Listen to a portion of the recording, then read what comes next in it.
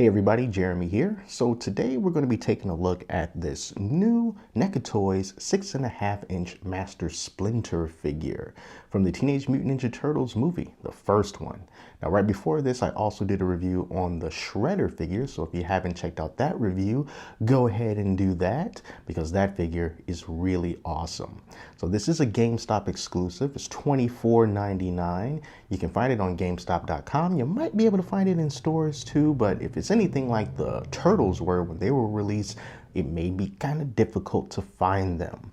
But this is part of Wave 2, and the other figures in this wave include 2 Foot Clan soldiers. So taking a look on the back, and it just gives you a little bit of information about Master Splinter and the origins of the Turtles, and then some wonderful artwork on the side. And if you want to show a little bit of love to the people that helped make this possible, they are printed here on the bottom of the box, and yes, that is right side up. So we always want to give those people credit where credit is due. Now, hopefully this will be as awesome as the Shredder figure, but there's only one way to find out. So let's open it up and take a look at them. It's a good figure. So there you go. That's the general summary of the Splinter figure. So now that you know that I dig it, I'm going to talk about it in a little bit more detail. I think this particular figure is one of those that just helps to round out the larger collection. Because the main attractions are going to be the Turtles, and then you got Shredder. And then as far as the figures that are going to help to complete everything, you got the foot soldiers for the bad guys, and then you got Master Splinter that kind of just ties everything together. Other really unique thing about this figure, cloth goods, his robe, his tattered rags. It's cloth material, and it looks all dingy and dirty, and you see it's got those holes right there. And kind of interesting because, you know, because it's already all messed up like this, if you did a little bit of extra damage and dropped them in the dirt or something, I mean, I don't know, it really wouldn't bother it. In fact, it would actually help the figure, add a little bit more to the authenticity, and I think that that's pretty awesome. So the belt that he has, this is just like a little piece of ribbon. Now, if you are good at tying knots and stuff like that, then you'll be able to tie a more appropriate belt so that it doesn't hang as low as this does. I'm not good at doing that, so, you know, I just did what I could.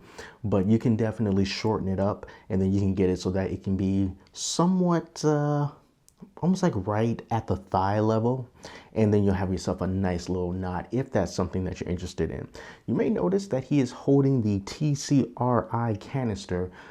If anyone knows why they're doing the TCRI instead of the TGRI now, let me know, because I'm not too sure what was going on with that.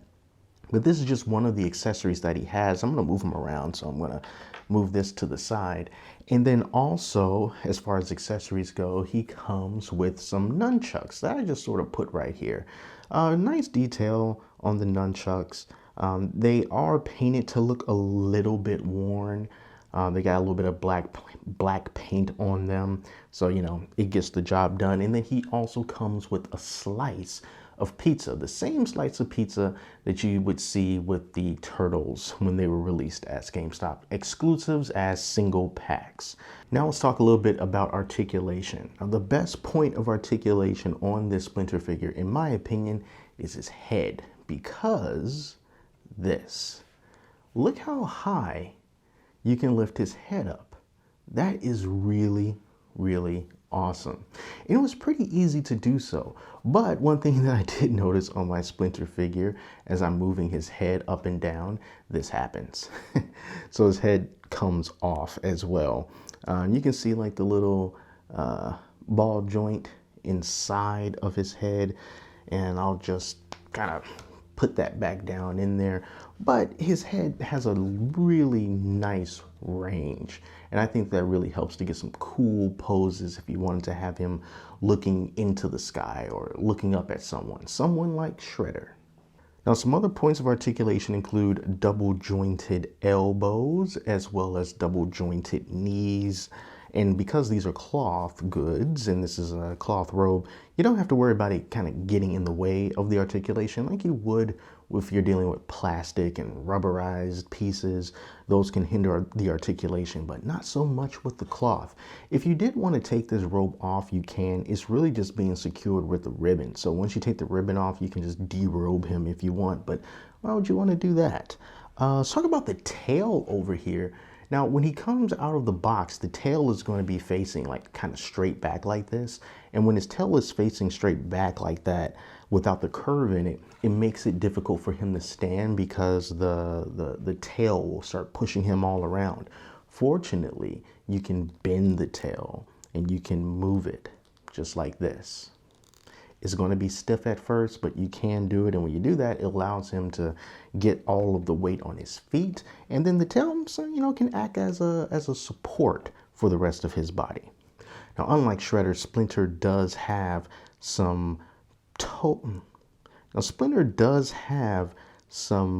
mid-foot articulation. I'm not too sure how you would even refer to it as, but it's like these points right here.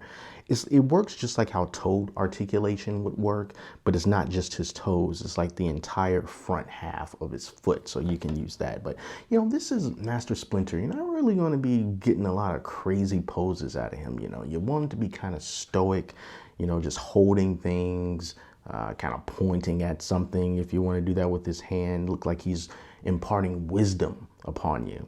So it works for what you're going to need him for. There are 30 points of articulation officially, but like I said, the best part is lifting up his head. I think that makes all the difference in the world. And just for the sake of comparison, this is the scale difference between Shredder and Splinter. And as it should be, Shredder is towering over Splinter. So considering that we don't get figures like this very often, and NECA's been fortunate enough to come out with a line of movie-based turtles, heroes, and villains, and there's some more on the way, I think for the price point of 25 bucks, it is a really, really great deal. And the detail, I didn't even talk about the detail like on his face and everything, because it's almost like it's one of those things that it just kind of goes hand in hand with NECA. And yeah, it's pretty much the same thing with Splinter. There is some very nice paint variations on his fur. It's textured, there's some good line work, things are nice and clean. His eyes are not crooked and going off in different directions. I like the fact that his ear, that ear is a little bit torn off, just as it should be. So man, all those little details like that. And he just looks great. He's a great addition to the Turtles line of movie figures, and definitely one I think that you should pick up. I went online on GameStop.com, and unfortunately they were not available anymore, but you just gotta keep looking, and they will be back eventually, hopefully, and then you can round out your collection as well. So that's it. Thank you all so much for watching. Until next time, I'm Jeremy. I'll talk to you later.